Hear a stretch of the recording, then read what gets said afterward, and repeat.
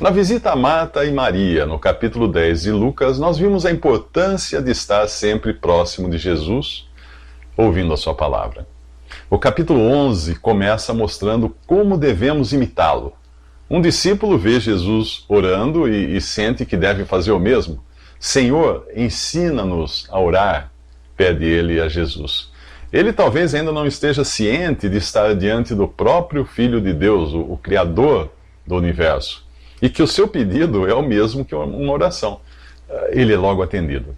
Antes de entrarmos nos detalhes de como orar, é preciso entender algumas coisas. Você encontra na Bíblia pessoas orando a Deus, em sentido geral, ao Pai, em sentido particular, como Jesus irá ensinar aqui, e a Jesus, o Filho. Mas você nunca encontra alguém orando ao Espírito Santo. Portanto, dirigir-se ao Espírito Santo para orar, louvar ou adorar não tem fundamento bíblico, mesmo sabendo que ele é uma das três pessoas da Trindade. Outro ponto importante é o que Jesus ensina em Mateus 6, 7. Capítulo 6, versículo 7. E quando orarem, não fiquem sempre repetindo a mesma coisa como fazem os pagãos. As repetições, também conhecidas como rezas, podem ser encontradas nas religiões pagãs orientais, mas não tem fundamento bíblico. Alguém poderia alegar que no jardim do Getsemane, Jesus usou de repetições quando orou pela terceira vez dizendo as mesmas palavras. Isso está em Mateus 26, 44. Mas a diferença é clara. Numa reza repetitiva, são usadas frases pré-definidas, pré-fabricadas, que não têm relação direta com a necessidade daquele momento. As frases são usadas como palavras mágicas e não como pedidos de ajuda. Já a oração é uma conversa com Deus apresentando um pedido específico. Não há nada de errado em se apresentar um pedido mais de uma vez com as mesmas palavras. Até uma criança, quando quer ganhar um brinquedo, ela fica repetindo o seu desejo até ser atendida. Ela não pega uma frase genérica para repetir, pois seus pais não saberiam que presente lhe dar. Outro argumento é que muitas rezas são passagens bíblicas e trazem muito proveito quando repetidas. Porém, repetir a palavra de Deus não é falar com Deus, é ouvir o que ele diz. Uma oração é falar com Ele, é recordar a benignidade dEle, a misericórdia, a sua graça, e também apresentar nossas dificuldades, fraquezas e necessidades. Como estas coisas diferem de pessoa para pessoa, não existem e nem podem existir duas orações completamente idênticas. Mas se assim for, por que Jesus ensina aqui o Pai Nosso, que é repetido por milhares de pessoas? Não estaria ele ensinando uma reza para ser repetida? Não. E basta você comparar esta passagem do capítulo 6, do capítulo 11 de Lucas, com a passagem do capítulo 6 de Mateus, para notar que são diferentes. O Espírito Santo mostrou assim que Jesus estava ensinando os discípulos a orar e não dando a eles um script para ser repetido. Os detalhes das instruções dadas por Jesus nós veremos. Ao ensinar os discípulos como orar, Jesus mostra a eles os principais pontos que compõem uma oração, e não um texto para ser decorado e repetido como fazem os pagãos, com seus mantras e fórmulas mágicas. O conhecido Pai Nosso, que é rezado por milhões de católicos e protestantes, foi tirado do capítulo 6 do Evangelho de Mateus, onde a palavra Amém do final não existe nos melhores manuscritos. Em Lucas 11 está assim: Pai, santificado seja o teu nome. Venha o teu reino, dá-nos cada dia o nosso pão cotidiano.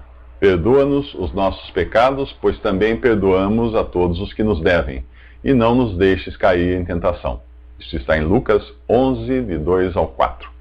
Como se fosse uma lista de tópicos a serem lembrados, Jesus ensina que devemos nos dirigir ao Pai, que é santo, que a nossa expectativa deve estar na vinda do reino, que devemos buscar em Deus a fonte do nosso sustento, que devemos ter consciência de nossa condição de pecadores e dependemos continuamente dele para a proteção. Basicamente são esses os tópicos. Tudo começa reconhecendo a Deus como Pai, um relacionamento pessoal e familiar que nenhum judeu ousaria desfrutar. No mundo ocidental, estamos tão acostumados a chamar a Deus de Pai que nem percebemos o quão radical foi o ensino de Jesus. Um judeu no Antigo Testamento chamaria a Deus de Pai no sentido de Criador, mas nunca com a ideia de um relacionamento familiar, como nós encontramos nos Evangelhos e nas Epístolas. Para um muçulmano, então, nem pensar. No islamismo, Deus tem 99 nomes e nenhum deles é Pai. Antes que alguém pense que chamar a Deus de Pai seja diminuir sua pessoa, a expressão santificado seja o teu nome deixa claro a distinção que é devida a Deus. Ele é santo, isto é, separado de tudo e de todos, assim como a luz está separada das trevas. Ao nos dirigirmos a Deus, podemos desfrutar de familiaridade, mas com reverência. Deus deve ser reverenciado, adorado e exaltado acima de todas as coisas. Por isso, chamar a Deus de amigão lá de cima ou de o cara, como alguns fazem, é não compreender quem Deus realmente é. A Bíblia diz que Deus é amor, mas ela também diz que Ele é fogo consumidor. Na lei dada a Moisés, o segundo mandamento era: não tomarás em vão o nome do Senhor teu Deus, pois o Senhor não deixará impune a quem tomar o seu nome em vão. Um cristão jamais deveria falar de Deus em anedotas, brincadeiras ou de qualquer outra maneira desrespeitosa. Os 3 primeiros tópicos da oração, Pai, santificado e teu reino, dizem respeito a Deus, e os 3 restantes falam de nós. Mas que reino é este que Jesus menciona na oração? A resposta está nos próximos 3 minutos. Qualquer oração deve começar de cima para baixo, de Deus para o homem. Portanto, é bom você iniciar exaltando ao Pai pelo que Ele é e ao Filho que consumou a obra que nos trouxe salvação. Se você se encontrasse com uma grande personalidade da história, como iniciaria a conversa? Provavelmente mencionando algum feito admirável daquela pessoa.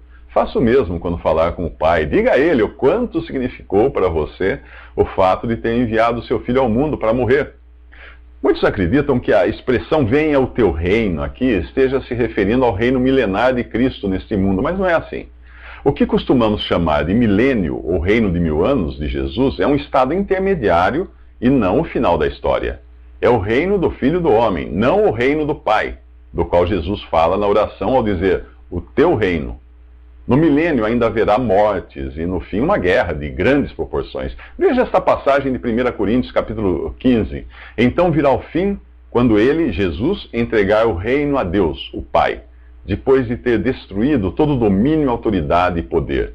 Pois é necessário que ele reine até que todos os seus inimigos sejam postos debaixo de seus pés. O último inimigo a ser destruído é a morte, porque ele tudo sujeitou debaixo de seus pés. Ora, quando se diz que tudo lhe foi sujeito, fica claro que isso não inclui o próprio Deus, que tudo submeteu a Cristo. Quando, porém, tudo lhe estiver sujeito, então o próprio Filho se sujeitará àquele que todas as coisas lhe sujeitou, a fim de que Deus seja tudo em todos. Isso está em 1 Coríntios 15, do versículo 24 ao 28. Portanto, ao dizer, venha o teu reino, ele está se referindo ao reino do Pai, o epílogo desta fantástica história, quando Jesus entregar o reino ao Pai. Haverá então novos céus e nova terra, e o próprio tempo deixará de existir. Estaremos então no estado eterno, onde só é possível estar em um corpo ressuscitado ou transformado à semelhança do corpo de Jesus. É por isso que em João, capítulo 5, versículo 29, diz que os que fizeram o bem ressuscitarão para a vida, e os que fizeram o mal ressuscitarão para serem condenados.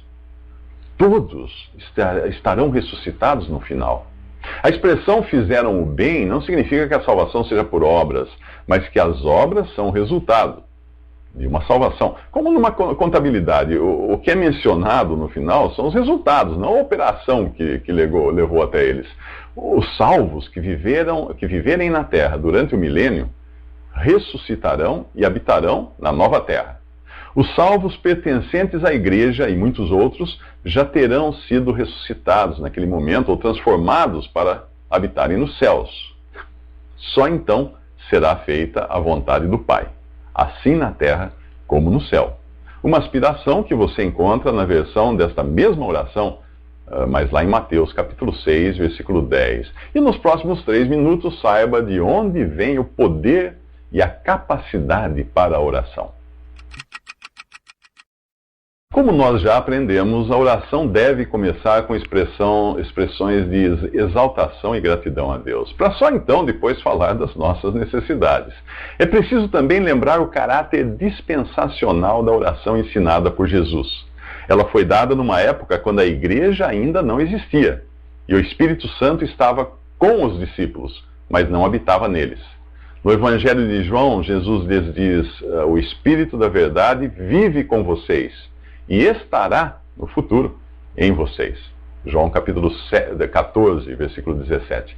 Essas coisas só aconteceriam no dia de Pentecostes, no capítulo 2 de Atos. A partir daí, todo aquele que é salvo por Jesus desfruta da presença do Espírito Santo habitando em si, individualmente, e na igreja, coletivamente. Enquanto Jesus estava no mundo, o Espírito Santo agia nos discípulos de fora para dentro. Hoje, o Espírito Santo Consolador age no crente de dentro para fora. Daí a diferença entre a oração que Jesus ensinou aos discípulos e a que o cristão hoje tem o privilégio de colocar em prática. Paulo escreve em Romanos 8, 26, o Espírito nos ajuda em nossa fraqueza, pois não sabemos como orar, mas o próprio Espírito intercede por nós com gemidos inexprimíveis. E aquele que sonda os corações conhece a intenção do Espírito, porque o Espírito intercede pelos santos de acordo com a vontade de Deus. Isso está em Romanos 8, 26 a 27. Antes da descida do Espírito Santo, os discípulos ainda não contavam com esse privilégio. E mais uma vez, nós vemos aí o absurdo das orações decoradas e repetidas. Hoje o cristão é ajudado pelo Espírito Santo a orar. E por mais importante que seja intercedermos uns pelos outros, não devemos nos esquecer de que todo crente tem o privilégio de um acesso direto a Deus sem intermediários. Algumas religiões ensinam seus seguidores que este acesso só é possível com a intermediação de algum líder ou sacerdote. Porém, o cristão esclarecido, ele sabe que desde os tempos de Satanás, no Éden, as coisas neste mundo funcionam na base da manipulação, dominação e controle. Paulo se preocupava para isto não acontecer. Aos Coríntios ele disse: a minha mensagem, a minha pregação não consistiram de palavras persuasivas, de sabedoria humana, mas de demonstração do poder do Espírito, para que a fé de vocês não se baseasse na sabedoria humana, mas no poder de Deus. Isso está em 1 Coríntios 2, de 4 ao 5. E aos Filipenses, ele escreveu assim: meus amados, como sempre vocês obedeceram, não apenas em minha presença, porém muito mais agora na minha ausência, ponham em ação a salvação de vocês com temor e tremor, pois é Deus quem efetua em vocês tanto o querer quanto o realizar. Filipenses 2, de 12 a 13. Portanto, se você já creu em Jesus, desfrute do acesso direto que você tem ao Pai, sabendo que Ele é capaz de fazer infinitamente mais do que tudo o que pedimos ou pensamos, de acordo com o seu poder que atua em nós. Isso está em Efésios 3:20. Nos próximos 3 minutos, falaremos de como apresentar a Deus as nossas necessidades. No início do capítulo 11 de Lucas, encontramos Jesus ensinando seus discípulos a orar não com uma reza para ser repetida, mas apresentando a eles os principais pontos de uma oração. Os 3 primeiros nos falam do privilégio de chamarmos a Deus de Pai, do reconhecimento de sua santidade e da expectativa do dia em que a sua vontade será feita, assim na terra como no céu, quando o Filho entregar o reino ao Pai. Os 3 pontos seguintes falam do crente e de suas necessidades físicas e espirituais, começando com: dá-nos cada dia o nosso pão cotidiano. O cristão reconhece que o seu sustento vem de Deus, que nos considera mais valiosos que as aves dos céus, que não semeiam nem colhem, nem armazenam em celeiros. Ele promete nos alimentar e vestir melhor do que faz com as aves e os lírios, que não trabalham nem tecem. O Senhor diz: não se preocupem, dizendo que vamos comer, o que vamos beber, ou o que vamos vestir, pois os pagãos é que correm atrás dessas coisas. Mas o Pai Celestial sabe que vocês precisam delas. Isso está em Mateus, capítulo 6, dos versículos 28 em diante. Mas é importante entender que na questão do sustento, Deus trata Israel e igreja de maneiras diferentes.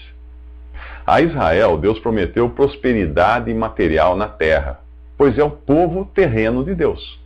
O Antigo Testamento não fala de bênçãos celestiais, e sim materiais, como muito leite e mel, filhos e rebanhos, ouro e prata. Agora, porém, Deus está tratando com a igreja hoje, um povo ao qual ele não prometeu a terra, mas o céu. Israel e os que habitarão na terra receberão como herança o reino que lhes foi preparado desde a criação do mundo.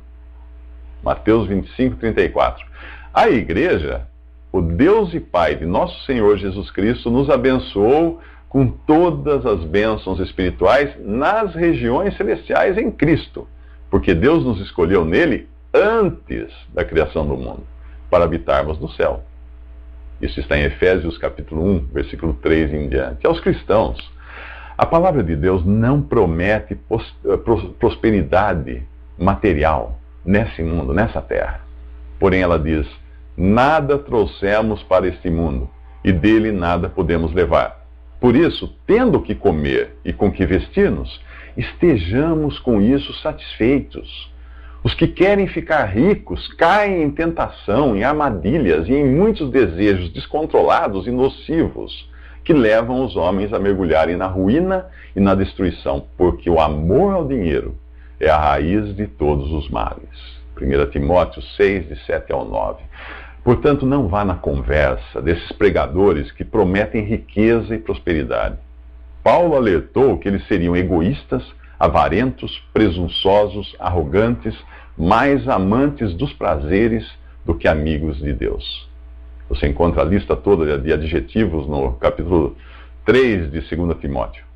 Nos próximos 3 minutos, Jesus nos ensina a pedir: perdoa-nos os nossos pecados. Já não fomos perdoados quando cremos em Jesus? Em seu modelo de oração, Jesus ensina os discípulos a dizerem: perdoa-nos os nossos pecados. Deus trata o perdão em duas esferas, a judicial e administrativa.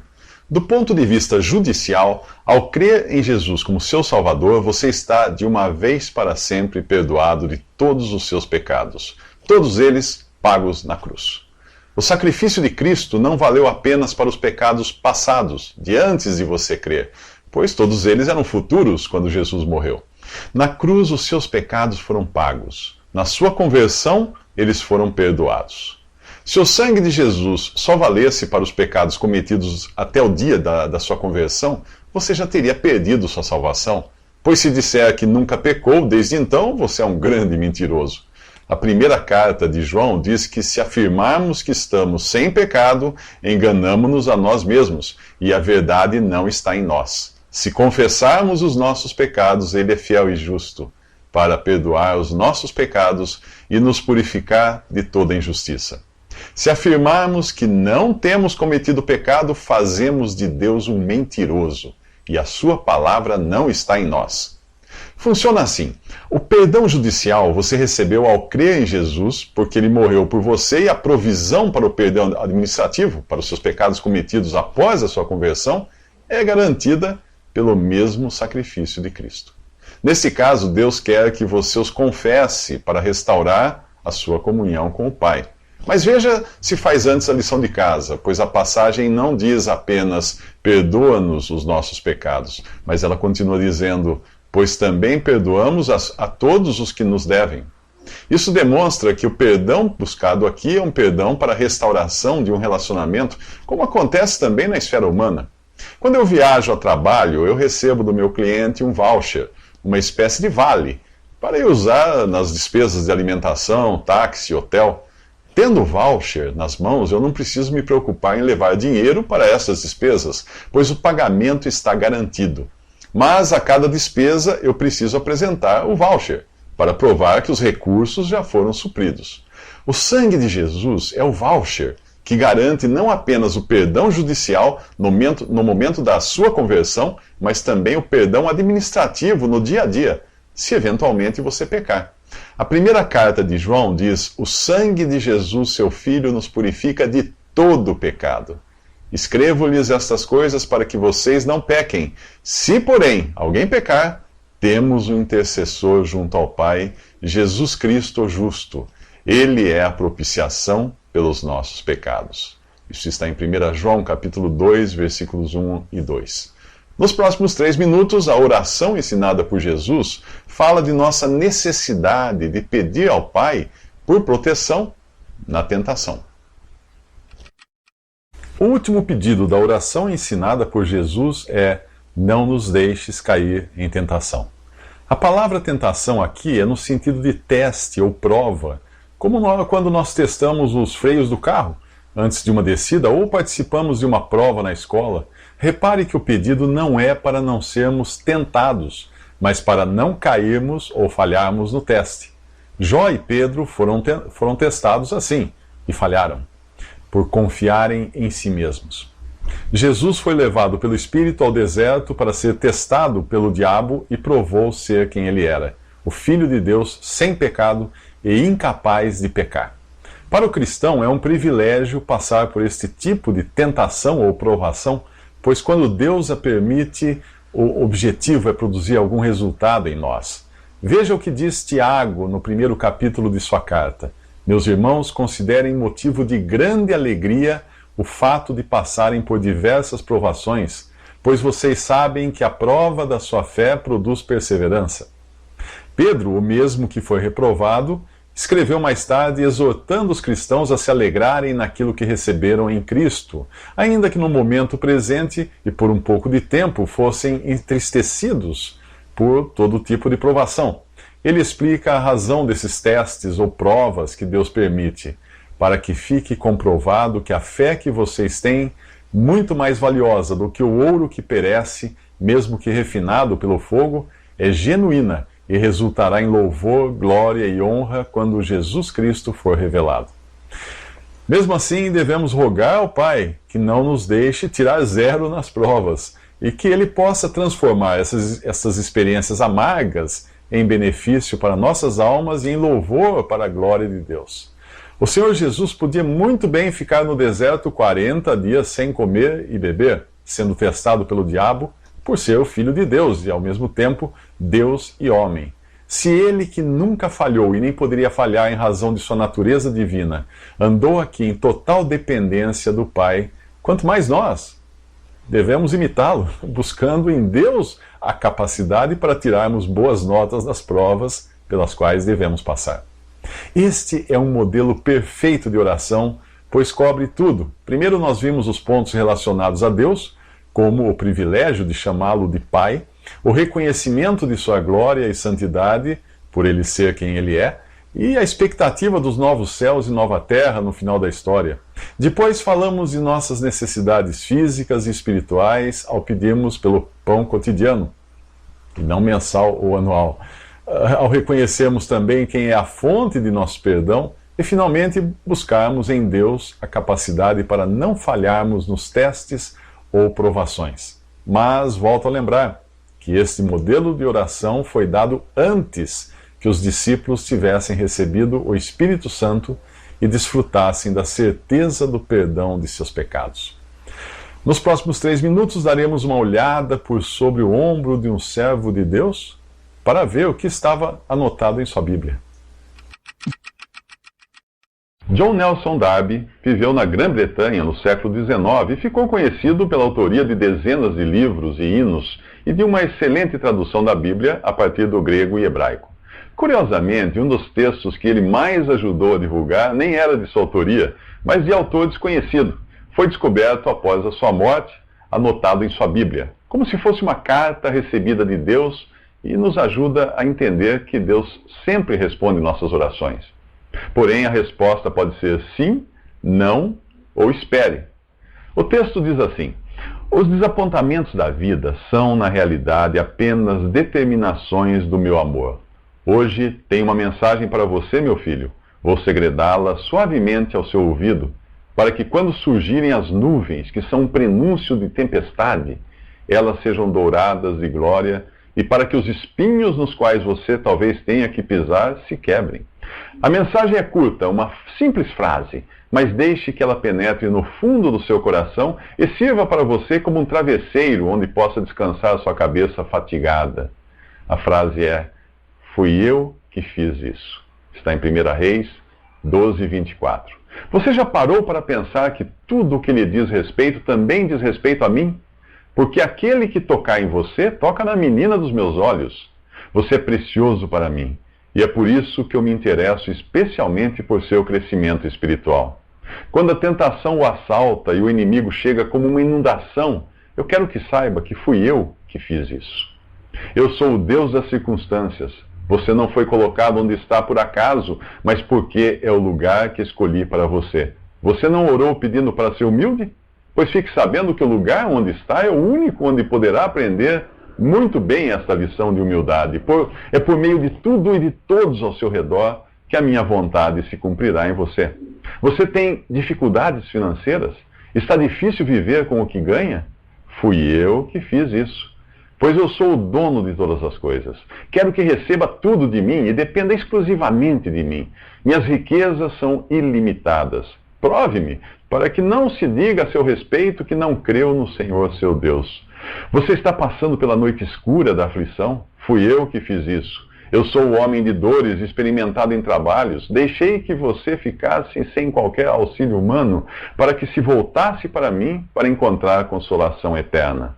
Você está desiludido com algum amigo a quem talvez tenha aberto seu coração? Fui eu que fiz isso. Permiti esse desapontamento para você aprender que seu melhor amigo é Jesus, que o livra de cair e combate as suas batalhas. Sim, Jesus é o seu melhor amigo. Eu anseio por ser seu confidente. Alguém disse coisas falsas a seu respeito? Não fique irado. Chegue mais perto de mim, debaixo das minhas asas, longe de qualquer discussão, porque eu deixarei claro como a alvorada que você é justo e como o sol do meio-dia que é inocente. Seus planos foram frustrados? Você se sente esmagado e abatido? Fui eu que fiz isso. Acaso não foi você quem fez os planos e depois pediu que eu os abençoasse? Sou eu quem deseja fazer os seus planos. Eu assumirei essa responsabilidade porque ela é pesada demais para você. Você não seria capaz de carregá-la sozinho, pois não passa de um instrumento meu. Alguma vez você desejou fervorosamente fazer alguma grande obra para mim? E em vez disso você foi deixado de lado num leito de dor e sofrimento? Fui eu que fiz isso. Eu não poderia prender sua atenção de outra forma enquanto você estava tão ativo. Quero ensinar-lhe algumas das minhas lições mais profundas. Somente aqueles que aprendem a esperar pacientemente é que podem me servir. Às vezes, os meus melhores obreiros são aqueles que foram colocados fora do serviço ativo, a fim de poderem aprender a manejar melhor a arma que se chama oração. Você foi chamado de repente a ocupar uma posição difícil, cheia de responsabilidades. Vá em frente, conte comigo. Eu estou colocando você nessa posição cheia de dificuldades simplesmente porque abençoarei você em tudo o que fizer. Ponho hoje em suas mãos um vaso de santo azeite. Tira o quanto você quiser, meu filho, para que toda circunstância que surgiu em seu caminho, cada palavra que o magoe, cada obstáculo que prove a sua paciência, cada manifestação de sua fraqueza, possa ser ungida com esse óleo. Lembre-se de que os obstáculos são instruções divinas. A dor que você sofrer será na medida certa para você enxergar em todas as coisas a minha mão. Portanto, aplique o seu coração a todas as palavras que hoje te digo, pois elas são a sua vida. Já que o nosso assunto tem sido a oração que Jesus ensinou aos discípulos, seria bom nos ocuparmos por alguns minutos com o Salmo 121, que diz: levanto os meus olhos para os montes e pergunto, de onde vem o meu socorro? O meu socorro vem do Senhor, que fez os céus e a terra. Ele não permitirá que você tropece. O seu protetor se manterá alerta. Sim, o protetor de Israel não dormirá. Ele está sempre alerta. O Senhor é o seu protetor. Como sombra que o protege, ele está à sua direita. De dia, o sol não o ferirá, nem a lua de noite. O Senhor o protegerá de todo o mal. Protegerá a sua vida, o Senhor protegerá a sua saída e a sua chegada, desde agora e para sempre. Nesse salmo, primeiro é levantando os olhos para Deus, que você encontra socorro nas dificuldades. O mundo irá dizer a você: confie em si mesmo, siga o seu coração. Mas isso não passa de uma grande bobagem, sussurrada nos seus ouvidos pelo diabo. Por que você iria confiar nessa ruína que vive no vale da sombra da morte, quando pode confiar naquele que está acima dos montes? É do Senhor que vem o seu socorro, daquele que fez os céus e a terra. O Salmo 121 traz várias vezes a palavra guarda, o protetor, e o verbo guardar, o proteger, sempre se referindo a Deus. Se você é daqueles que buscam por proteção em religião, crucifixo, terço, talismã, santo, imagem, pastor, azeite, vela, guru, ou em qualquer coisa que não seja o próprio Deus, é porque você ainda não tem a Jesus como seu Salvador. Você ainda não creu nele para receber o perdão de seus pecados e a vida eterna. Se já tivesse confiado nele para receber o mais difícil, que é a sua salvação, você iria também confiar para receber o seu cuidado. Deus promete ao salvo por Cristo que não permitirá que tropece ou caia em pecado. Nós precisamos dessa proteção por estarmos cercados de armadilhas e enganos. O inimigo de nossas almas, Satanás, odeia o fato de termos sido roubados das suas garras quando cremos em Cristo e não se cansa de procurar a nossa queda para manchar a reputação de Deus. Quando Jesus diz a você para segui-lo, está dizendo que você só estará seguro pisando em suas pegadas. Qualquer vigia humano pode se distrair ou cair no sono, mas o Salmo diz que Deus não dormirá. Ele está sempre alerta, de dia e de noite. No tempo de Noé, o mal estava em toda parte, mas Deus manteve a ele e a sua família impermeáveis ao mal. E quando caiu sobre o mundo o juízo divino na forma do dilúvio, eles ficaram literalmente impermeáveis ao juízo. O Senhor o protegerá de todo o mal, diz o Salmo. Em todas as circunstâncias você será guardado, em sua entrada e em sua saída, agora e na eternidade. Mas eu volto a dizer, essas promessas são apenas para aqueles que se tornaram filhos de Deus pela fé em Jesus e podem, por assim dizer, importunar a Deus em oração, como nós veremos nos próximos 3 minutos. Jesus continua sua aula sobre oração com o exemplo de um homem que recebe uma visita inesperada e bate a porta de seu amigo à meia-noite pedindo 3 pães emprestados para alimentar o visitante. O amigo, que não quer ser importunado, responde que não pode levantar-se para ir buscar os pães. A lição ensinada por Jesus é que, embora ele não se levante para dar-lhe o pão, por ser seu amigo, por causa da importunação se levantará e lhe dará tudo o que precisar. O objetivo do exemplo não é dizer que Deus se sente importunado com as nossas orações, mas que devemos ser persistentes. Deus é acessível a qualquer ser humano e sem intermediários. Você não encontra Jesus dispensando alguém que o tenha procurado, dizendo, vá a Pedro ou peça a Maria. Ele disse, venham a mim. Querer colocar alguém para intermediar nossas orações é não conhecer quem é esse Pai amoroso que está pronto a receber os nossos pedidos por meio de Jesus. Paulo escreve a Timóteo, há um só Deus e um só mediador, ou intermediário, entre Deus e os homens, o homem Cristo Jesus. Isso está em 1 Timóteo 2. Mas apesar de não precisarmos de intermediários para falar com Deus, a história contada por Jesus traz mais uma lição. Você percebeu que o homem não procura seu vizinho para suprir sua própria necessidade, mas sim a do hóspede inesperado? Estamos sempre prontos a pedir por nós, mas quantas vezes nos lembramos de interceder por outros? O homem talvez suportasse a fome até o amanhecer, mas ele não está pensando em si mesmo. Ele está preocupado com as necessidades do hóspede. E isso nos leva a outra prática importante para o cristão. Em Hebreus 13, versículo 2, diz, não se esqueçam da hospitalidade. Foi praticando-a que, sem o saber, alguns acolheram anjos. No mesmo capítulo são indicados 2 sacrifícios que agradam a Deus, o louvor e a beneficência. Lá diz, por ele, por Cristo, ofereçamos a Deus sem cessar sacrifícios de louvor, isto é, o fruto dos lábios que celebram o seu nome. Não negligencieis a beneficência e a liberalidade. Estes são sacrifícios que agradam a Deus. Mas repare que a ajuda ao próximo é algo que devemos fazer e não esperar ou exigir que outros nos façam. Em uma cristandade cheia de pregadores que vivem pedindo para si mesmos, que bom seria se seguissem eles e nós seguíssemos também o exemplo de Paulo. Paulo fala em Atos, capítulo 20, de 33 ao 35, não cobicei prata, nem ouro, nem as roupas de ninguém. Vocês mesmos sabem que estas minhas mãos supriram minhas necessidades e as de meus companheiros. Em tudo o que fiz, mostrei-lhes que, mediante trabalho árduo, devemos ajudar os fracos, lembrando as palavras do próprio Senhor Jesus, que disse: há maior felicidade em dar do que em receber. Se há maior felicidade em dar do que em receber, quem poderia ser chamado de o mais feliz do universo? A resposta você encontra nos próximos 3 minutos. Jesus disse que há maior felicidade em dar do que receber, em Atos 20, 35. Portanto, a felicidade em dar está diretamente relacionada ao valor daquilo que é dado. E nesse sentido, ninguém é mais feliz do que o próprio Deus. Porque Deus amou tanto o mundo que deu o seu Filho unigênito, para que todo que nele crê não pereça, mas tenha a vida eterna. Isso está em João 3,16. E em Tito, capítulo 2, versículo 14, diz que o Filho de Deus, por sua vez, se entregou por nós.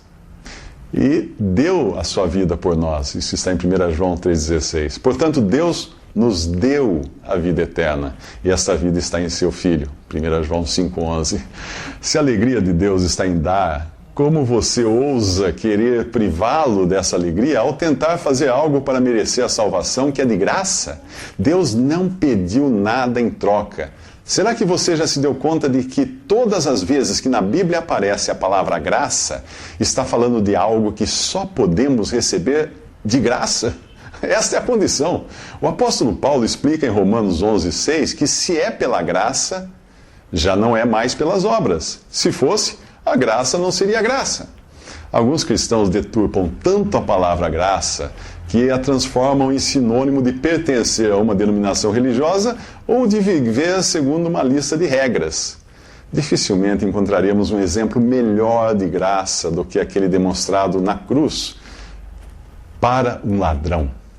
No início da crucificação, os 2 ladrões zombavam de Jesus, mas quando um deles ouviu Jesus dizer: Pai, perdoa-lhes porque não sabem o que fazem, ele teve a certeza de estar diante de seu único e último recurso antes de morrer. Se Jesus estava disposto a interceder por seus cruéis algozes, podia muito bem fazer algo por aquele fracassado ladrão. Ele não tentou justificar-se a si mesmo, mas condenou-se e justificou a Cristo ao dizer ao outro ladrão: nós estamos sendo punidos com justiça, porque estamos recebendo o que os nossos atos merecem, mas este homem não cometeu nenhum mal. Em seguida, crendo, ele pediu: Senhor, lembra-te de mim quando entrares no teu reino. Isso está em Lucas 23, 34. Que resposta ele recebeu de Jesus? Desça daí e vá remendar todo o mal que você fez. Sinto muito, mas antes você precisa passar pelo purgatório. É impossível antes que você seja batizado. Mostre-me os comprovantes de que está em dia com o dízimo. Nada disso. Da boca do Salvador, o ladrão ouviu: eu lhe garanto, hoje você estará comigo no paraíso. Um pouco depois, aquele vil ladrão tinha saído da cruz para a glória da presença do Filho de Deus. Pregado ali, ele nada podia fazer além de pedir e crer que seria atendido. Não por causa de algum bem que pudesse fazer, mas daquele a quem pediu. Em nosso capítulo 11 de Lucas, Jesus garante: peçam e lhes será dado, busquem e encontrarão, batam e a porta lhes será aberta. Pois todo o que pede recebe, o que busca encontra, e aquele que bate, a porta será aberta. Você já pediu a Deus a salvação, crendo que pode recebê-la por graça e tão somente pela fé em Jesus? Mas será que Deus dá mesmo tudo o que pedimos? A resposta está nos próximos 3 minutos. Visite 3 minutos. Eu já disse que Deus responde sempre às nossas orações, mas a resposta pode ser sim, não ou espere. Nas guerras, os soldados procuravam um terreno alto para usar como ponto de observação. As muralhas antigamente tinham torres e a guerra moderna adotou satélites para ter uma visão estratégica do terreno. Quanto mais alto, mais privilegiada a visão. Com Deus não é diferente, ele enxerga o fim desde o começo. Você jamais terá um ponto de observação tão alto e privilegiado quanto o de Deus, Portanto, é melhor confiar nele quando pedir algo e aceitar a resposta que ele der a você. Ele vê o que você não vê. O problema é que desde a queda do homem, nós desconfiamos de Deus e fazemos como fez Adão, que se escondeu entre as árvores do jardim do Éden. Em alguns lugares na Bíblia, as árvores são usadas como figura da humanidade, por suas raízes estarem na terra e serem vulneráveis ao fogo. É comum pecarmos e fugirmos de Deus, nos refugiando em recursos humanos. Porém, a intenção de Deus a nosso respeito é das melhores. O profeta Miqueias escreveu: quem é comparável a ti, ó Deus, que perdoas o pecado e esqueces a transgressão do remanescente da sua herança? Tu que não permaneces irado para sempre, mas tens prazer em mostrar amor, de novo terás compaixão de nós, pisarás as nossas maldades e atirarás todos os nossos pecados nas profundezas do mar. Isso está em Miqueias 7, 18 a 19. Será que é de um Deus assim, misericordioso e pronto para perdoar, que você está fugindo? É a Ele que você está relutante em confessar os seus pecados para receber o perdão? O próprio Deus, falando por intermédio do profeta Ezequiel, garantiu: não tenho prazer na morte do ímpio, mas em que o ímpio se converta do seu caminho e viva. Isso está em Ezequiel 33, 11. Isto nos traz de volta ao que Jesus diz no capítulo 11 do Evangelho de Lucas: qual pai entre vocês, se o filho lhe pedir um peixe, em lugar disso lhe dará uma cobra?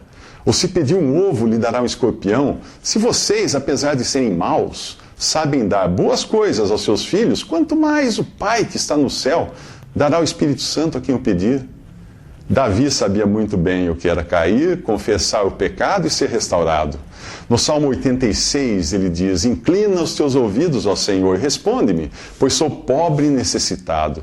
Tu és bondoso e perdoador, Senhor, rico em graça, para com todos os que te invocam. Escuta a minha oração, Senhor, atenta para a minha súplica. No dia da minha angústia clamarei a ti, pois tu me responderás. Tu, Senhor, és Deus compassivo, misericordioso, muito paciente, rico em amor e fidelidade. Esse é o Salmo 86. E Deus pode ser misericordioso porque já julgou o pecado com justiça, quando derramou todo o castigo sobre o seu Filho na cruz. A provisão para sermos salvos do juízo já foi feita. E pode ter certeza de que se você pedir por salvação, Deus lhe atenderá. Mas o que significa pedir pelo Espírito Santo?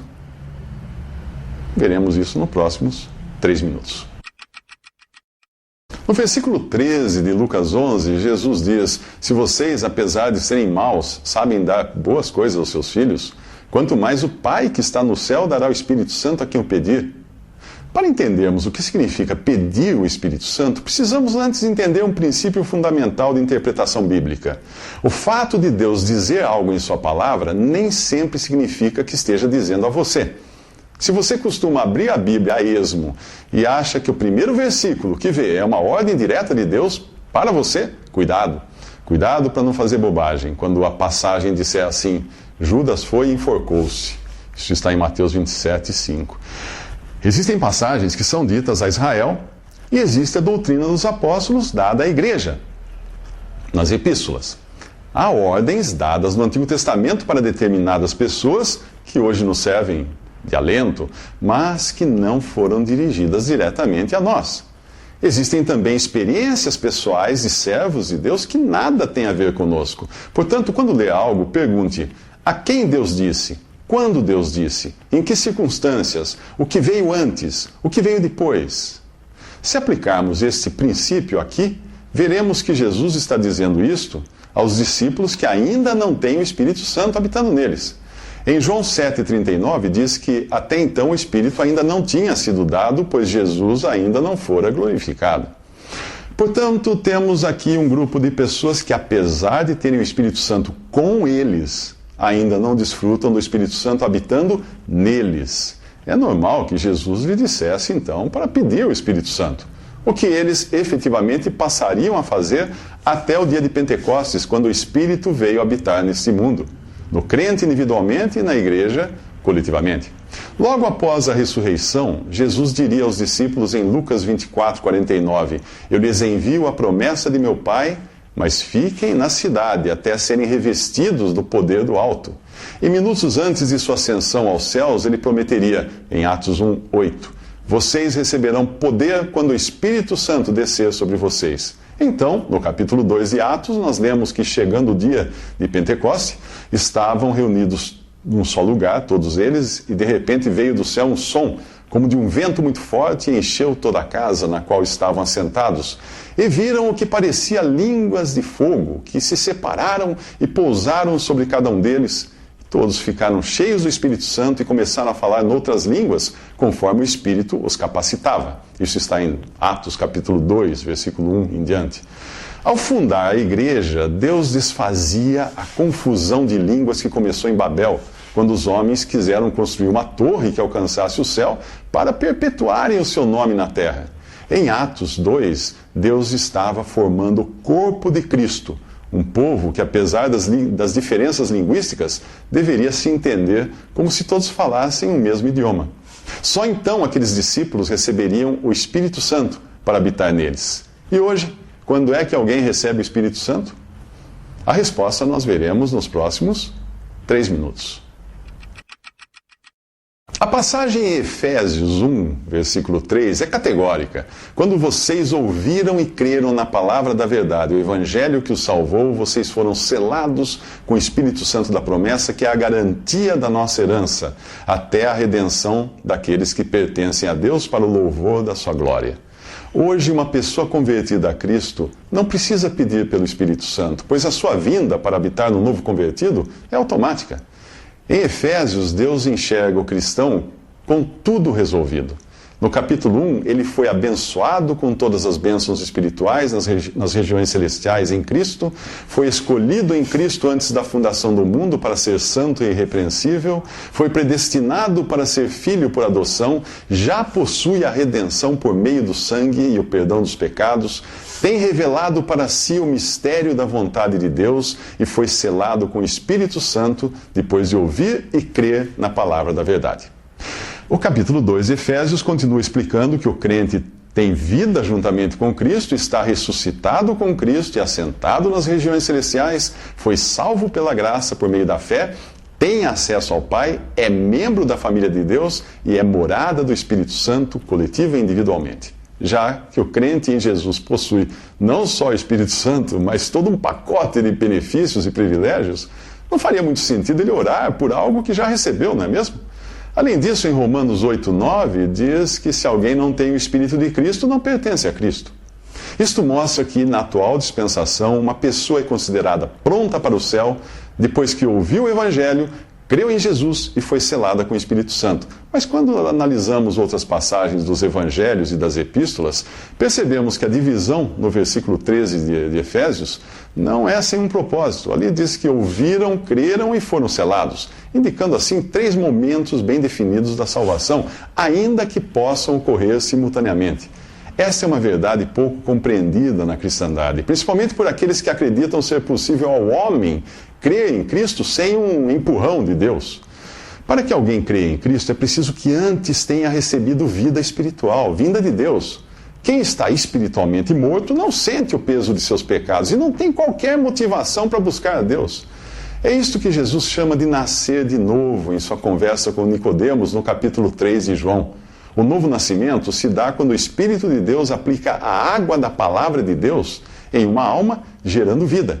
Assim que recebe vida, o pecador passa a se interessar pelas coisas de Deus, ao mesmo tempo em que é incomodado por seu pecado e aterrorizado pelo juízo.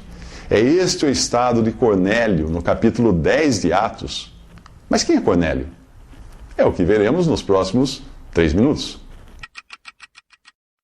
Em Atos capítulo 10, você encontra Cornélio, um centurião romano convertido ao judaísmo.